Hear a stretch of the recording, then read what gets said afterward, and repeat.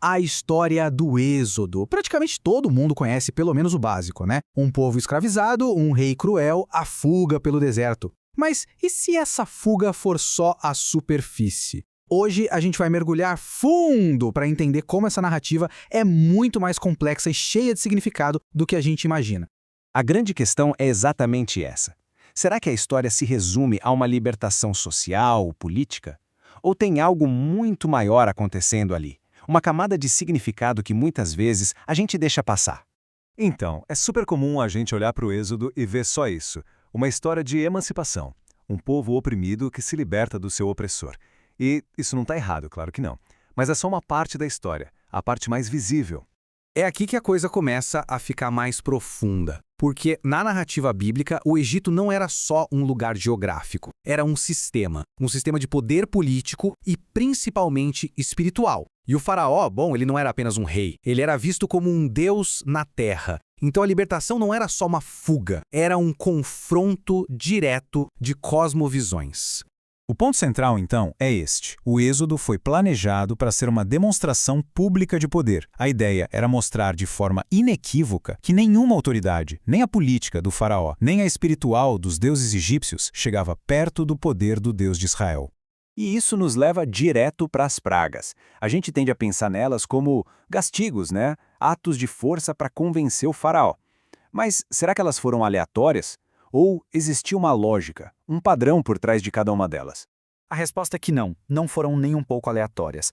Cada praga, na verdade, foi um ataque cirúrgico, um ataque simbólico direto no coração das crenças do Egito. Foi um desmantelamento passo a passo do panteão dos deuses egípcios. Vamos pensar em alguns exemplos. O rio Nilo, que era a fonte da vida e adorado como o deus Hapi, de repente vira sangue. É uma humilhação direta. A escuridão total que cobre o Egito é uma derrota para Ra, o todo-poderoso Deus Sol. A morte do gado sagrado, um golpe direto na deusa Hathor. Fica muito claro que não era uma disputa política, era uma batalha entre divindades. Essa frase resume perfeitamente. O objetivo não era só castigar o Egito, era destronar simbolicamente seus deuses. Era uma demonstração de poder que, na prática, dizia: os deuses em que vocês depositam sua confiança não podem fazer nada contra mim. Certo. Então, do lado de fora, a gente tem essa batalha cósmica acontecendo. Mas e do lado de dentro? E aquele ritual que Deus ordenou que Israel fizesse antes de sair do Egito? O que significava aquela refeição específica, a da Páscoa?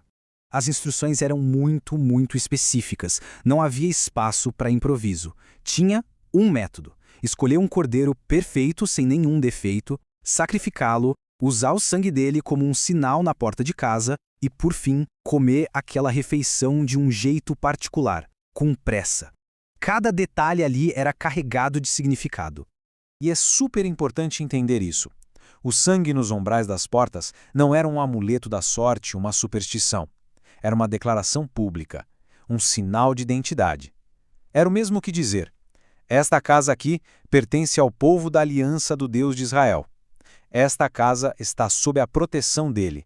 E é aqui que a gente encontra uma das ideias teológicas mais importantes da história: a substituição. A vida do cordeiro era entregue no lugar da vida do filho mais velho daquela família. A morte acontecia sim, mas era do substituto. Esse princípio de uma vida pagando por outra é a espinha dorsal de todo esse evento. A própria refeição era pedagógica, era uma verdadeira aula. Cada item na mesa contava um pedaço da história. O pão sem fermento, por exemplo, lembrava a pressa, a urgência da partida. Não dava tempo de esperar a massa crescer. As ervas amargas eram um lembrete do gosto amargo da escravidão. E o cordeiro, claro, era o símbolo máximo do preço que foi pago pela liberdade.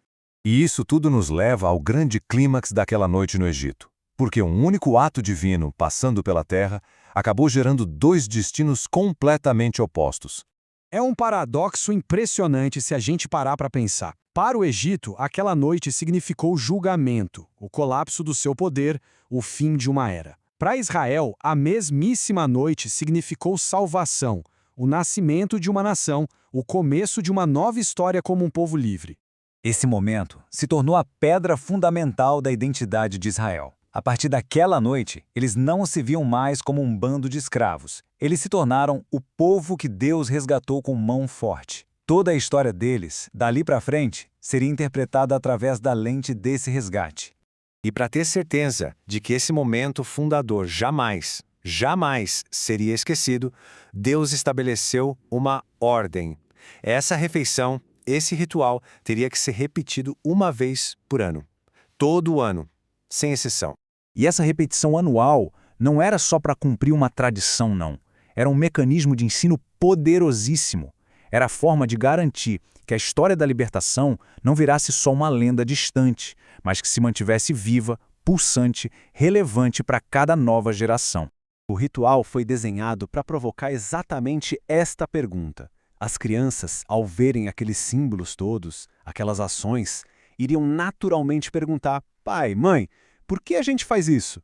E essa pergunta era a deixa perfeita para os pais recontarem a história da libertação do começo ao fim. E o resultado dessa prática é fascinante. O passado não ficava preso lá atrás. Ele era trazido para o presente, ano após ano. Cada geração não só aprendia sobre a libertação, de certa forma, ela participava simbolicamente dela. E a sua própria identidade era formada e reforçada por essa narrativa de redenção. E isso tudo acaba nos levando a uma reflexão final, né? Assim como a Páscoa contava a história de Israel, quais são os rituais que a gente pratica hoje em dia? Que ações repetimos, talvez até sem pensar muito, que definem quem somos como indivíduos e como sociedade? E mais importante, o que esses rituais revelam sobre a história que nós estamos contando sobre nós mesmos?